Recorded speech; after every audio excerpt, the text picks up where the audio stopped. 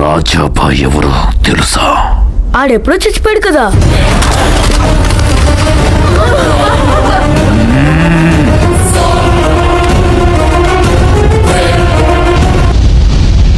రాయ్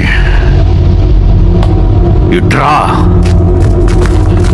సర్కార్, ఏముంది ఇందులో? సాంబ్ పాం. నికాల్.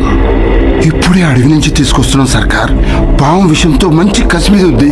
ఇప్పుడు నేను కూడా దాన్ని ఆపలేను. తీ.